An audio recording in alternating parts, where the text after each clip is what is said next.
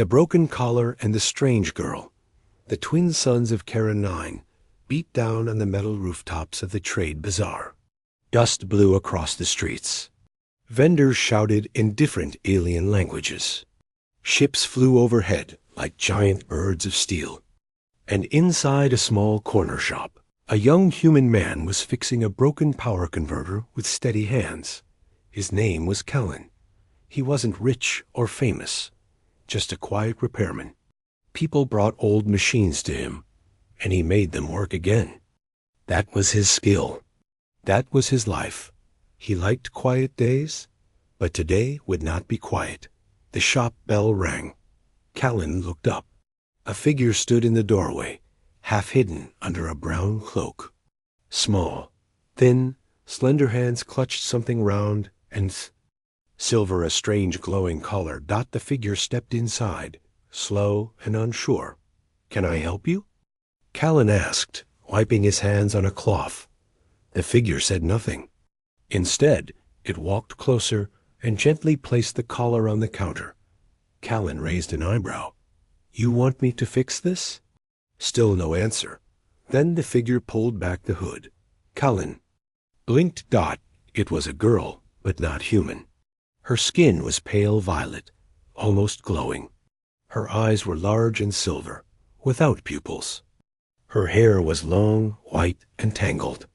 She looked tired, scared, maybe even lost. She pointed to the collar. "Fix, please," she said in broken English. Callan picked up the collar. It was made of alien metal, smooth and cold. Symbols were etched along the edges, glowing faintly. A tiny crack ran through the side. It looked old, like it had been important once. He nodded slowly. "I can try. Give me a few minutes." She stood silently as he worked. Tools clicked. Sparks flew. Callan felt her eyes on him the whole time. He didn't ask questions. Something about her made him feel. Careful. After 10 minutes, he twisted the last bolt in place. The collar blinked to life with a soft chime. "There," he said. "All done." But before he could hand it back, the collar flashed bright blue. Callan froze. A light scanned his face, then his chest, then his hands. "What the hell?" "The alien." Girl gasped. Her eyes went wide. She stepped forward, trembling. Then she bowed her head low. Callan stepped back. "What are you doing?" She looked up, and her voice was barely a whisper. "Bond complete," she said. "My human." "What?" Suddenly, the collar leaped from Callan's hands and locked itself around the girl's neck. Click. The metal sealed. The glowing light pulsed once, then turned gold. Callan stared at her, stunned. "Okay, what just happened?" The girl looked at him with soft eyes. She stepped closer, slow and calm, like a cat approaching its owner. "You fixed." "Royal." "Bond," she said gently. "Now I belong to you." "What do you mean, belong?" Callan asked, confused. "You're not property." She tilted her head. "You fix. You chosen. You protect her now." Callan didn't know what to say. He had only repaired a collar. That was it. Nothing special. Nothing serious. Right? He leaned over the counter, trying to understand the collar better. It now glowed with his DNA signature. He could see it on the scanner screen. "No, this can't be right," he muttered. But the collar was clear. Matched DNA. Callan of Earth. Bond status? Master? Callan whispered, "This is not happening." The girl reached out and gently touched his arm. Her fingers were cold, but her touch was careful, almost grateful. "My human," she said again. "Safe now. Thank you." Suddenly, the shop lights flickered. The bell rang again. Callan looked up. 2 alien traders walked by. One of them noticed the girl, stared. Then he leaned toward his friend and whispered something in a language Callan didn't know. The girl noticed too. She flinched. Her hands grabbed Callan's jacket. Her breathing quickened. "Please." Not again, she said. Callan stood up straighter. He didn't know why, but he stepped in front of her, a protective reflex. You okay? He asked Dot. She nodded. But her eyes watched the traders until they disappeared. Callan turned to her. Who are you running from? She didn't answer. Instead, she whispered one word. Hunters. Callan's heart skipped. Before he could ask more, she looked up at him and said softly, You fix Bond. No, I stay. With you. Callan looked at the glowing collar, then back at her strange, trusting eyes. He had just fixed a broken device. But now? Now he was part of something he didn't understand. And someone out there was watching. Asterisk, bound by code, Callan didn't sleep that night. He sat on the edge of his bed, watching the girl Ayla. She had whispered her name before curling up in the corner of his workshop like a frightened animal. She didn't ask for food. She didn't ask for comfort. She only held the collar around her neck, glowing gold, and stared at the door like something might break through it at any second. Callan didn't understand any of it. He had fixed a broken piece of tech. That was all. But now this girl was bonded to him, legally, biologically, psychically, and maybe worse. Someone out there wanted her back. He stood across the room and crouched next to her. You should sleep, he said softly. Ayla looked up at him.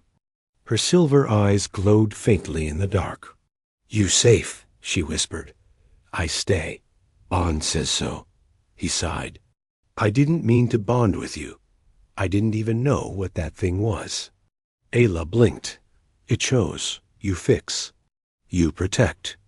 You mine now. Callan rubbed the back of his neck. That's not how humans work. She tilted her head. It is how my people work. He paused. Who are your people? Ayla hesitated. Then she reached up, touched the collar, and it blinked once. A soft blue light floated out, a hologram showing alien writing, spinning symbols, and a crest Colleen didn't recognize. A flower growing from stone. What is this? He asked. Old code, Ayla said. Only few still wear. Royal Bond collar. Mark's chosen one. Callan frowned. Chosen for what? She touched his hand gently. To keep me safe. To never let me be taken again. That made his chest tighten a little. Ayla wasn't just scared. She had escaped something. He stood up and walked to his workbench.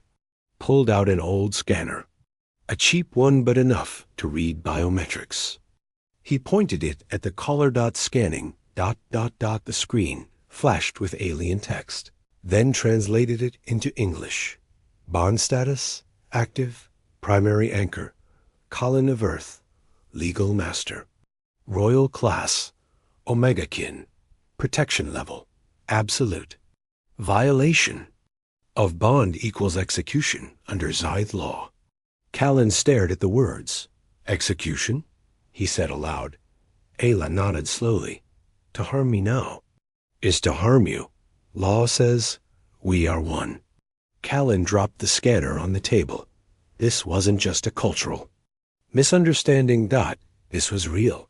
This girl was under ancient protection magic or tech. And by fixing that collar, he was now part of her world. Why me? He whispered. While La blinked. Because you saw me. Not like a slave. Silence filled the room. Then a noise outside. Metal clanked. Boots on gravel. Callan snapped around. Stay here, he said sharply. He stepped out into the shadows of the alley. Two figures were approaching his door, cloaked, quiet, careful. Bounty hunters?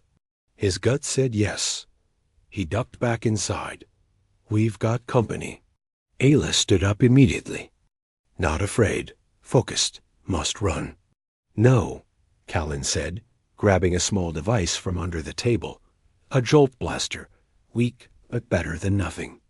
I don't run from cowards who chase children. Ayla stepped forward.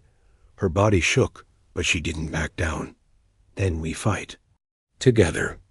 Before Callan could argue, the door burst open. A tall insectoid alien stepped inside, followed by a smaller lizard-like one with scanner goggles. "She's here," the small one hissed. The tall one raised a weapon. "Human, that girl is claimed property. You will surrender her now." Callan didn't move. "She's under bond." "She's under bounty," the alien snapped. "And you're just a mechanic." Callan raised the blaster. "Try me." The alien laughed. "You think you can stop us?" But then Ayla stepped beside Callan, her eyes glowing brighter than before, and the collar flared white. Waves of force slammed into the invaders, throwing them backwards. The taller alien crashed into the wall, groaning. The smaller one screamed and ran. Ayla collapsed to her knees, panting. Callan rushed to her. "Are you okay?" She nodded. "Bond power only works with you close." Callan looked at her. She had protected him, just like she said he would protect her. He helped her up and whispered, "We can't stay here. Not anymore." She clutched his jacket again, like before. "Where we go, my human?" He looked down at her. "Somewhere they can't find us."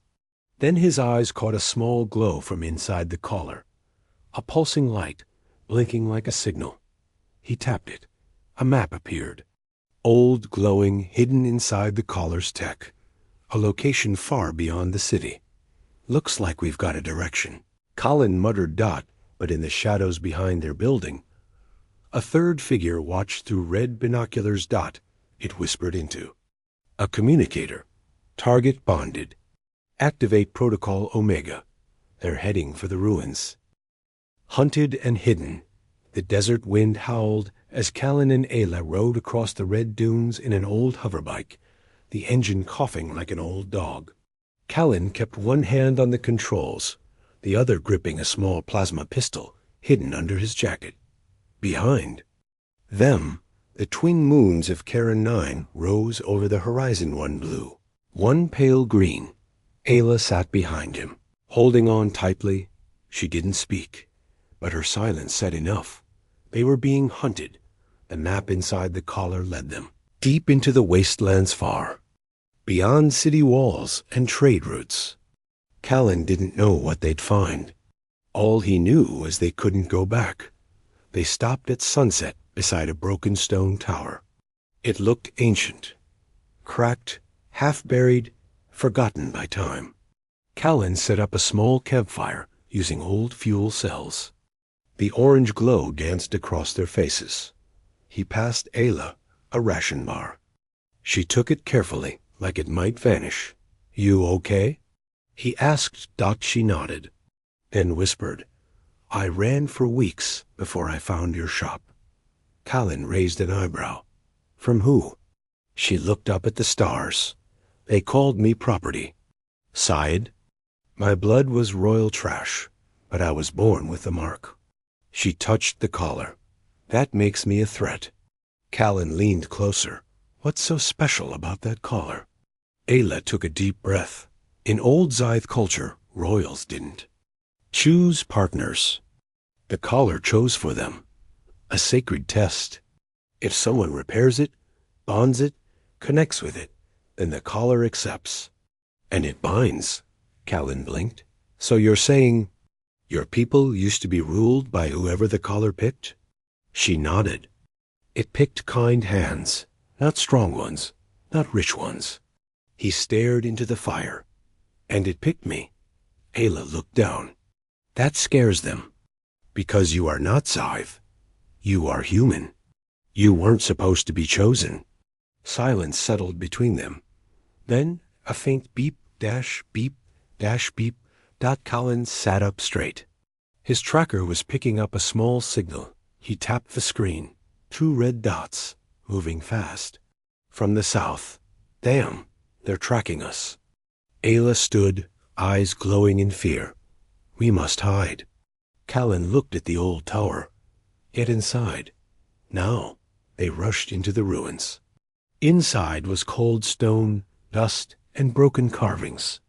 Ayla found a hidden panel behind a wall. She pressed her hand. To it the collar responded with a faint hum. Slide. A secret stairway opened beneath the floor.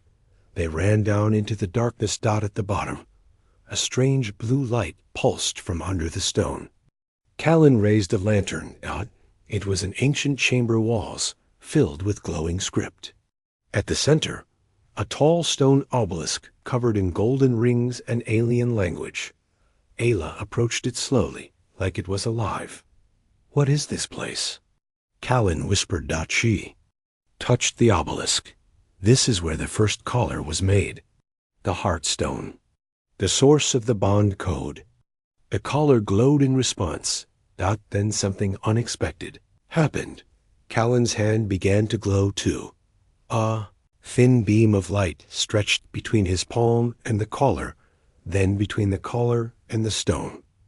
A triangle of light formed between them. Ayla's eyes widened. "You're not just chosen. You're compatible with the source." The obelisk pulsed once. Suddenly, images filled the chamber, memories not their own. A Scythe queen kneeling before a human in ancient armor. A war. A betrayal. A prophecy of return. Then it faded. Callan staggered back. "What was that?" Ayla whispered. "The collar remembers. You are not the first human, but you may be the last." Before they could process more, an explosion shook the tower above them. Boom. Stone cracked. Dust rained down. Footsteps echoed from the stairwell. They had found them. Callan raised his weapon. Ayla stood beside him, hands glowing with soft power. "You?" "Stay behind me," Callan said. "No," she answered, her voice strong now. "I fight with you. Always." The hidden royal code. The old obelisk groaned as it rose, stone grinding against stone. The bounty hunters at the stairwell froze. There. Weapons trembled. One of them hissed, "What is this place?" Callan didn't answer. He couldn't, because the obelisk was no longer just a stone dot. It was alive. Lines of golden light flowed across its surface like rivers, wrapping around ancient symbols that pulsed with energy. The entire chamber began to vibrating through Callan's chest. Ayla's collar glowed to match. She stepped closer to the obelisk, her voice soft. "This is a root beacon, a living core of our people. Only the chosen can wake it." Callan stared at his hand. The same golden light shimmered beneath his skin. "I didn't ask to be chosen," he said. Ayla turned to him, her voice steady. "Neither did I, but here we are." Behind them, the bounty hunters snapped out of their fear and opened fire. Zap! Zap! The plasma blast struck a shield, a barrier of golden energy that shimmered to life in front of Callan and Ayla. The obelisk was protecting them. Ayla reached for Callan's hand. "Touch the base," she said. "What will it do?" She looked into his eyes. "Show us the truth." Callan nodded once, then placed his palm on the glowing stone. The world fell away. They stood in a vision, a memory of a time long gone. A vast Scythe city rose from the clouds, shining silver and blue. Alien citizens bowed as a queen walked through a corridor made of starlight. Beside her was a human tall, strong, wearing armor forged from ancient metals. He held a collar in his hand. Ayla whispered, "That's the first bonded." Memory changed. The queen fell betrayed by her own bloodline. The human fought to protect her, but the collar shattered in battle. The beacon was buried. The story erased. Until now. The vision ended. They were back in the chamber. Callan's breathing was heavy. So, humans were part of Scythe history? He asked. Ayla nodded. A long time ago. Before the councils banned cross-species bonding. Before love became illegal. He looked at her. "And you?" "I'm half human," she said quietly. "My mother was royalty. My father, unknown. I was hidden, then hunted." Callan stepped back, stunned. That's why the caller picked me. Because your blood speaks to it, Ayla said. It remembers. Suddenly, the obelisk cracked open. Inside was a second caller, older, larger, more powerful. It floated in mid-air, humming. Callan reached for it, but Ayla grabbed his arm. Wait, once you touch it, it seals everything. What do you mean? It becomes final, a true royal bond. Heart to heart, life to life. Callan hesitated.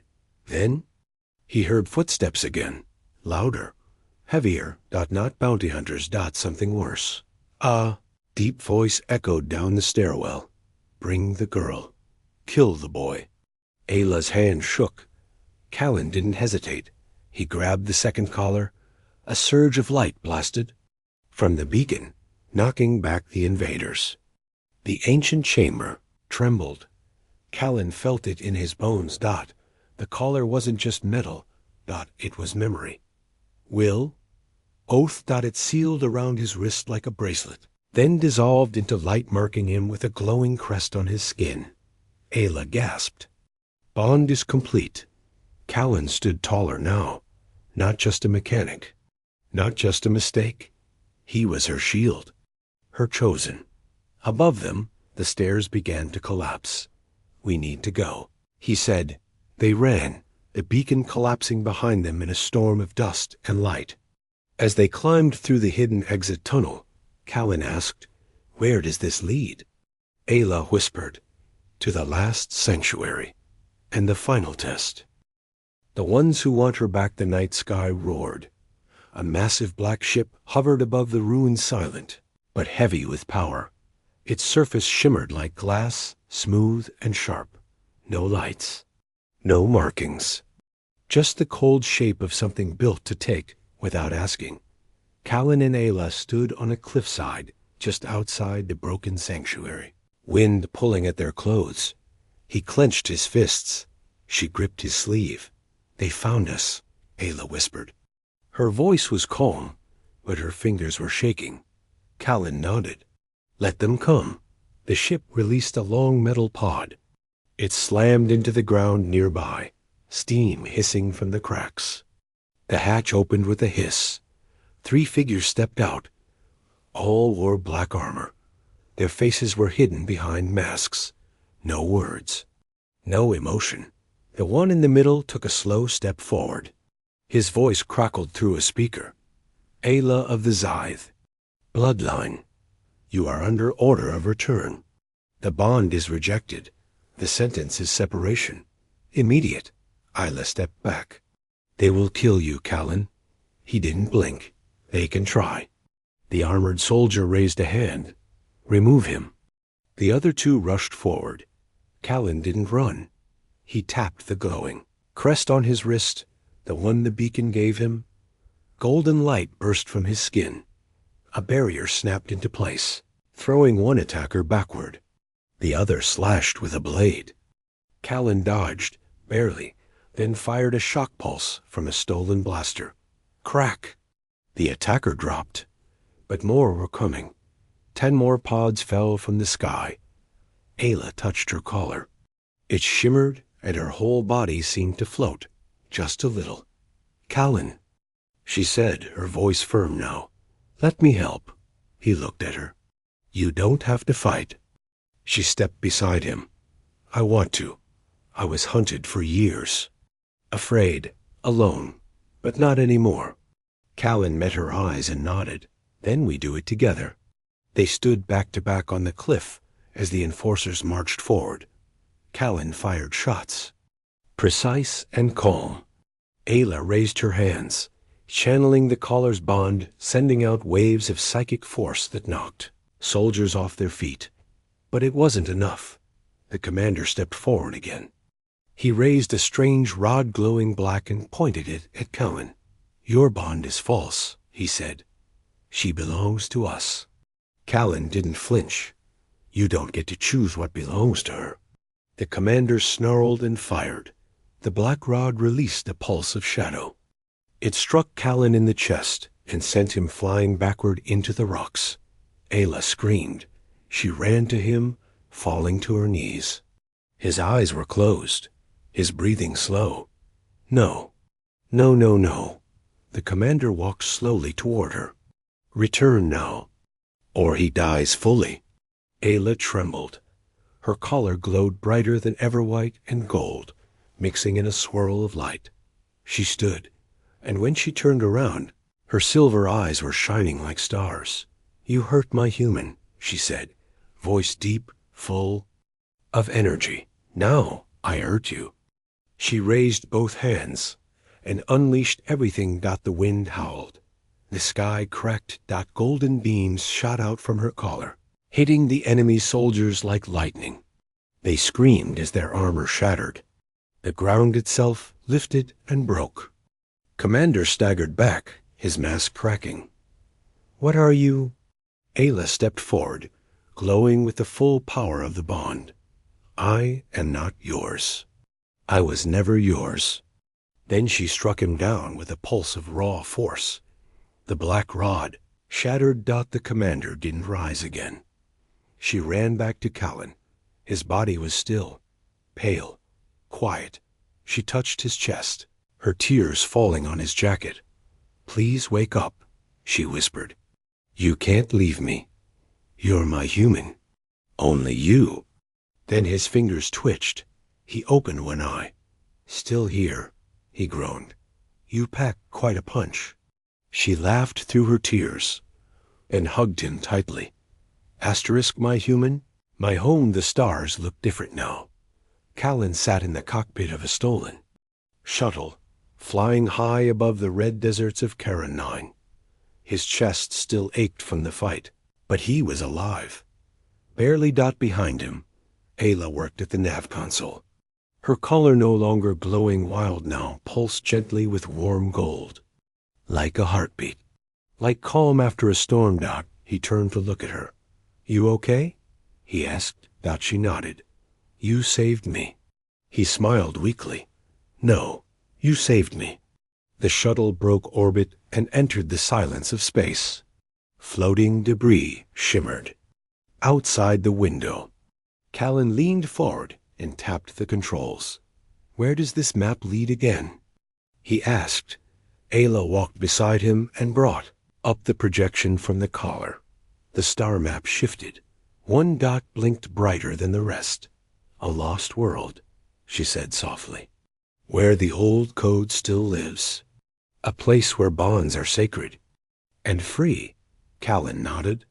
Sounds better than any place I've been. But before they could jump to hyperspace, an alert flashed on the console. Incoming transmission from the Scythe High Council. Callan looked at EY. She gave a slow nod. He pressed accept. A wall of silver faces appeared, cold, perfect, and emotionless. The Scythe Council. All 12 members. At the center. An old Scythe woman leaned forward. You have violated the sacred laws, she said. The bond between human and Scythe was sealed off generations ago. Ayla stepped forward, calm and tall. I didn't break the law, she said. I became it, one councilman hissed. You are no queen. You are a mistake. No, Callan said, rising beside her. She is your future, and I'm not giving her back. The council's tone darkened. You stand alone. No planet will protect you. No army will rise for you. Callan smiled. You're wrong. He leaned over and flipped a switch. A message began broadcasting across open galactic channels. Video footage played. Callan standing between Ayla and armored attackers. Ayla shielding him with glowing light. The beacon chamber awakening. The ancient visions showing a human and Scythe queen standing side by side. The truth was out, not just words proof. Across the galaxy, people were watching. The council looked shaken. Ayla stepped forward again, eyes bright with fire. We're not asking for permission. We're showing the truth. The connection cut. Silence filled the shuttle. Then ping. One message came in. Then another dot and another dot from distant colonies. from quiet planets, from people who remembered the old ways. They wrote, "We see the bond. We believe you. You are not alone." Later, Colin and Ayla sat together in the quiet of space. She rested her head on his shoulder. He gently touched the edge of her collar. "This thing caused all this trouble," he said with a grin. She smiled. "No, you caused trouble. The collar just helped." He chuckled. "So what now?" Ayla looked at the stars. "We build a home. Not just for us, but for anyone who's tired of running." He looked at her. "You mean it?" She took his hand and whispered, "My human, I have nowhere else to go, and I don't want to." He squeezed her hand. "Then let's find a place where no one owns anyone, where bonds are real and chosen."